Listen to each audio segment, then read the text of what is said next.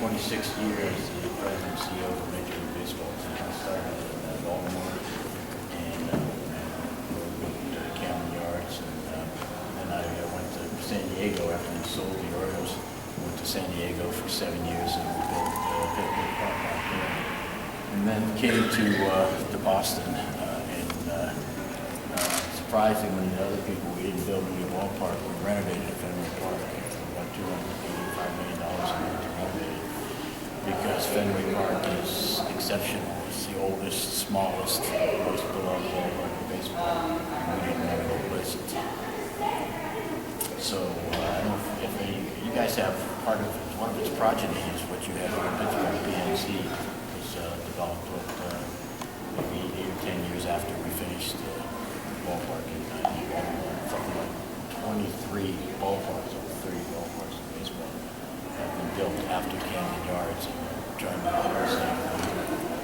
I remember we didn't have much of a ballpark here. The idea of a grass infield was, I think, do you have a grass infield there? We're up at our field? Yeah. Oh, well, when it's light, we'll take you a walk through and show you why we play all our 10 games on the road. Yes. We used to have to walk over the hill to go down to Swiss Elm Park to practice because the track team had the field a couple of times. Do you guys still do that? Track doesn't practice up there, but there used to be a pit up there. I mean, the Whitfield schools won't even play at our home schools. They say our dimensions are too small. So we are sort of stopped. But you were around when they oiled the field too. They used to Absolutely. And they did what? They oiled the field. They lit it on fire to get the dust. He would light the field on fire. Seems pretty. For some reason, we always ran the 600. We always ran the 600. It was the kids from dash Greenfield. the day after they oiled the field. So when you came in, you had oil all up and down your back. Sometimes it was all over. Matter of fact, I think we're going This to try to gentleman play says the he lives gate. by your mother. Really? Oh, you did? Where do you live on Susanna Court? Not next door. Recognize the flaggers? I do know the name, yeah. Now I'm About 30 of them. I think they all go here right now. That's great, that's great. You guys have any questions for me about the team this year, Fenway Park, the old days? We had a coach, I mentioned already, Pepe Giovanni, who also coached football and a little bit of basketball. He would always say that Pepe could hit live drives at midnight. I can't remember how old he was, but we would take batting practice once in a while. And he was an excellent hitter until the day, I suppose, he quit coaching. I don't remember the current coach. The Jewish Sports Hall of Fame just inducted Pepe this past year, so I Yeah, I see knew him. about that. Right. Some Tom of the players. Beckers is there, and Yeah. we sent an ad. Right, exactly. Tommy's at Yale. Tommy isn't there. So who is the most impressive player to watch in person? In the big leagues? Yes. Well, I think David Ortiz this postseason was Wow. extraordinary. He hit was batting, 750. if I was the fourth or fifth game of the World Series, he was batting something like 735. And we had a big battle last offseason about whether to sign him for 2 years. He wanted 2 years. And some folks in the front office thought we wanted it appropriate because he was getting older. And we actually are not sure exactly how old he is. David, we joke with him and say, David, how old are you really? He says, you mean here in the Dominican Republic? Two different ages. But yeah, he is. I think he's the most exciting. I know some of you might be into sabermetrics and Moneyball and all that. One of the tenets of that is that clutch ball players are. There's no such thing as a clutch ball player. It's hard to identify, quantify, measure, so therefore they eliminate it. But that's nonsense. David Ortiz is a terrific clutch hitting baseball player and a guy with the biggest heart on the team. He has fun. He lives large. He's got a big heart. He'll do anything for a charity or Likeable guy. very likable. His kids look large. His kids look like they're 15, his little son, right? I mean, Yeah. It's like D'Angelo kids. is his son. I mean, is he not going to be a The pro? other one he saw playing with was Victor Martinez's son.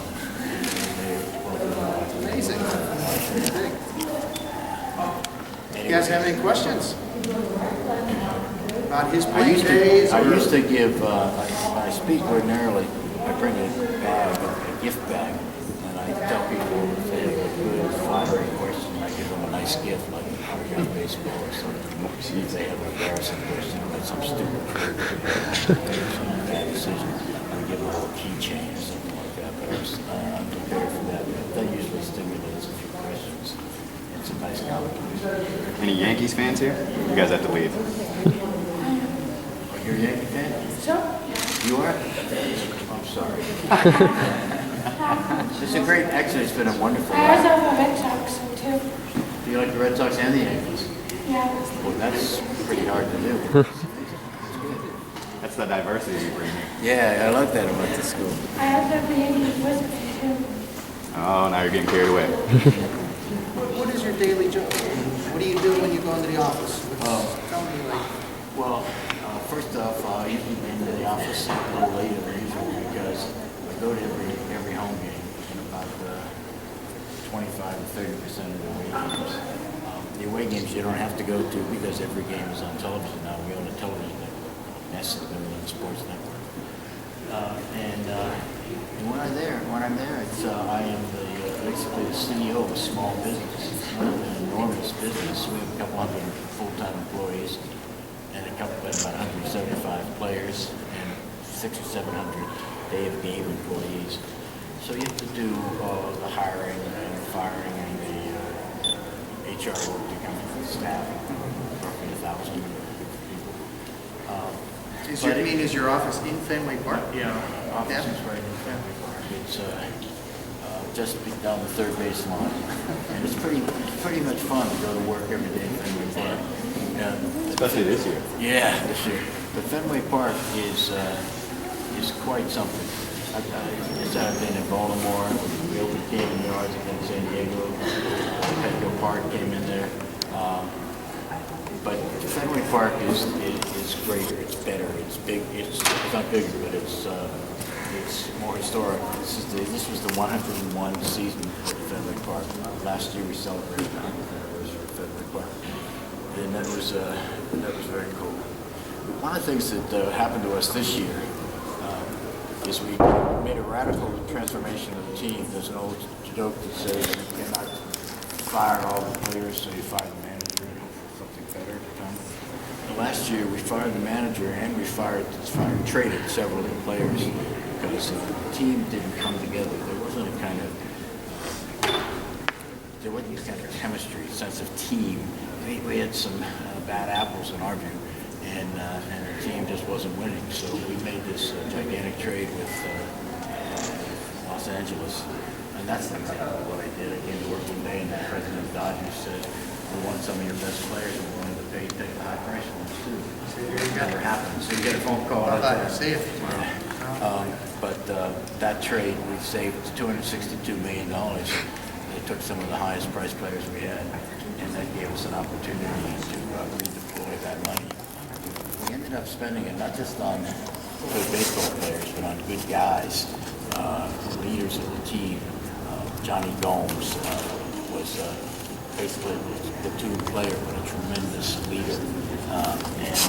Great beard, too. David Ross was a backup catcher, but a tremendously mature guy, a leader who had a lot of fun. So I used to argue that biology was more important than chemistry when I first got into sports, but I actually believe that chemistry is more important. And guys care about each other, they care about their teammates, they care about the city they play for. This was a group of very mature and fun-loving guys who were really just basically old-school baseball players. And they really wanted to win, not just for themselves, but they wanted to win for the city. Boston was going through a horrific spring and summer as a result of the marathon bombing. And these guys everyone knows how bearded they were and how much fun they seemed to have. But people didn't realize how mature they were. These players on their own decided that what things they wanted to do for the marathon victims. They didn't want the club to publicize it or say anything about it. They went and visited tons of people who were injured. They felt like they were playing for something more than themselves, and they helped us to honor the police and first responders and doctors and nurses, all the people who did so much with the aftermath of that tragedy. So it was a special year. In fact, I was just talking to one of my partners in the ownership group just a few minutes ago. Today was his birthday, and he said of the three that we have had, we've had 3 World Series championships in 10 years, and of the 3, this one may be the most satisfying because of the worst to first nature of it. We finished 5th place last year, way out of the playoffs, the postseason, and we were attached to the resurrection of the city, the improvement of the city's spirit, and the concern for those who died or were injured from the marathon bombing. So players felt they were playing for more than just themselves and their numbers and the next paycheck or payroll contract. Yeah. How did you get to where you are today? I was a lawyer. I was at law school and then went to Washington, D.C. To work. My first job was the Watergate investigation. I went from there to a law firm because it was a cool law firm. It did a lot of litigation. That's what I wanted to do. It happened to have, as its founder, a guy who was president of the Washington Redskins. And when I was there, he designated me to be the lawyer to the Redskins shortly after I got there. I think it was based on a couple of things. He knew I had played varsity basketball in college, so he thought I could relate to some of these young athletes. And also, he was from the other side of the tracks in Hartford, Connecticut, and I think and worked like a dog consequently. And I think he saw that maybe I was going to do the same thing, and he just trusted me to do it. And then a couple of years later, he bought the Orioles. So it was all fortuitous because of this one man and his willingness to give me a shot. And it came through a law firm. Work in sports does help to have a skill to be able to do something other than just say, I love baseball, I played in high school. You gotta be better be a pretty damn good accountant, a pretty damn good lawyer, a pretty damn good financier, marketing guy. You can't just have a love of the game. That's not good enough to get you an MBA would help too. Sports management degree. So that's how it happened. And then he made me president of the Orioles in 1988. Right after the Orioles started the season 0-21. I don't know when we clear. I came in right after that. It's always good to come in when you're on 21. But That's a good position. So I went up there and he said, just pay yourself more than you pay anybody else in the front office, and take a couple of weeks and let me know what you think we should be doing to radically change things. So I spent time on it. I saw that our scouting and player development and stuff was awful and disorganized, and we had to have a whole new start. So I came back and I said to him, Ed, what we really need to do is get a whole new uniform for this team. Let's just start over. Let's recognize the stones at the bottom of the hill. Let's start over. He said, let me see if I understand this. We were 0-21. You studied the situation, and your suggestion is we change the caps. Is that what you're telling me? I said, well, that's just symbolic. We went on to do a whole bunch of things, and ultimately got ourselves back to respectability thereafter. So you had to play for Pete Carell. No, I played. Carell came in the following year. I played One for year Butch after? Von Reddekoff. What's that about the dad? Who went Oh to the yeah, NBA? Jan was the little kid who This kid. played with us before. So he practice. went on to the NBA. He did. Yeah. He became 6'7" and Right. played at Vanderbilt. Right. So you missed Pete Carell. He couldn't beat anybody one-on-one when he was 12. So. And any good Bill Bradley stories? Oh, Bradley. Yeah, Good guy? Bradley was a senior, and we went to the Final Four. I was a lowly insignificant sophomore in varsity that year. Bradley, boy, funny Bradley stories. There was one. John McPhee, great writer for the New Yorker magazine, wrote a book on Bradley called A Sense of Where You Are. He said Bradley, I just knew where he was at every minute. He was so grounded. And he justified that by saying, Bill was shooting one day and he said the basket's off. It was only 9.11 inches. he made it like that was a big deal. Any of you who play basketball, you know, you can walk on the court and tell in about 10 seconds if the basket's too high or too low. But this guy made a big deal out of it. So the book was called A Sense of Where You Are. My senior year, we elected a guy named Ed Hummer, captain of the team, and he was a 6'8" space cadet, and a tremendous leaper, a tremendous basketball player potentially. We tried to get John McPhee to write a book about him called Where Am I? The opposite of Bill Bradley. Right. Bradley, I have another story. When we won the World Series in 2004, first time the Red Sox had won in 86 years, curse of the Bambino and all that, Bradley called me and said, I have only one piece of advice for you. Retire, quit, stop right here. It's not going to get any better than this. You know, just step down, leave while you're at the top. While you're at the top. And I said, not a chance. I'm too young for that. I'm too competitive. And I'm glad I didn't, because this year was, if I can say this, maybe even better and more satisfying than the What's the hardest thing you've had to do? Sorry? What's the hardest thing you've had to do as an owner?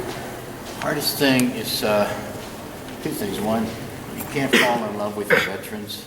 You know, it's hard not to do that. You get to know them, but you cannot fall in love with your veterans. You got to be just attached enough to be able to move away from them when you have to. That's hard.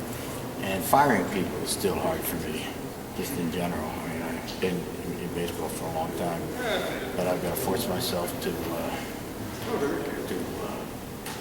do the tough stuff too. What's Joy's actual height? He's about 5'7" if he's 5'7", yeah, 5'7", something like that. But the guy is a crazy tracker. I mean, What's he's it like watching I him? love the guy.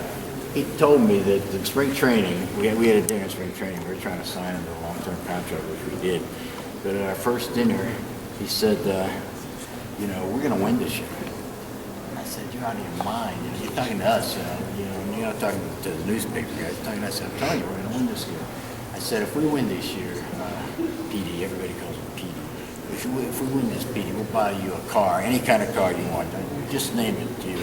So he told me he wants the principal owner's car. He wants one not like that. He wants that car. So we're going to tell him he can't have it. But he's a bold, self-confident guy who plays hurt all the time.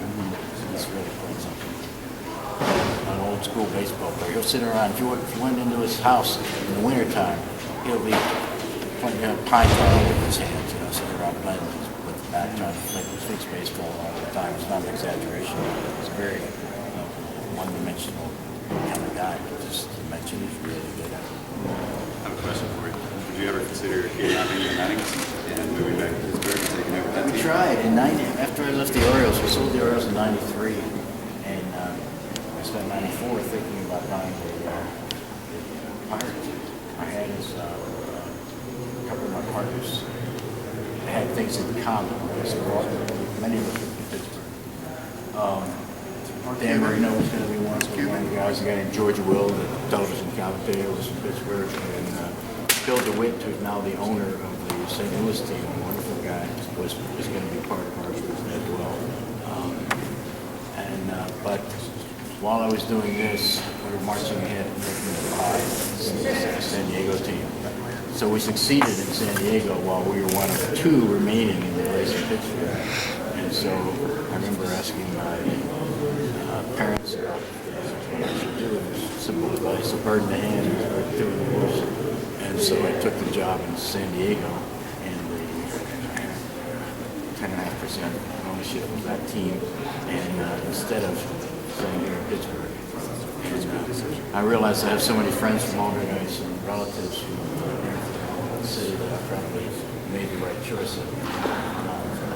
Tickets, comp tickets. Are you friendly with Mike McCarthy at all? You know? I do know Mike. Yeah. I met him, but he's from. I mean, I know he's young, Yeah. younger. You know, you guys, he's pretty instrumental in giving back. Pittsburghers stay together. Yeah. There's a bond. I don't know the people from Cleveland, Philly, maybe they do, people from New York. Yeah. But if you meet somebody later in life who's from Pittsburgh, you do feel connected. And you meet someone from your high school, you do feel special. Still keep in touch with any of your high school friends? I do. Rick Sloan, Tom Beckett, Barry Lichner, were some of the best athletes we had here. And I'm still in touch with them. One strange thing happened. The best player on our baseball team was from Point Breeze, a guy named Dave Roney. He was kind of flaky guy. When he took a lead off first, decided he was going to steal second base, he would go beep beep, just so the pitcher knew before he released the ball that he was going. There was a cartoon character named Roadrunner who used to do that. So he'd be the first take his lead, and then just as the pitcher started towards the plate, you'd hear beep beep, and Roney stole second base. But the funny thing about that is, about 8 or 10 years after high school, I was in Chicago on a case. He was a flaky guy too. Maybe flakiness and pitchers go together.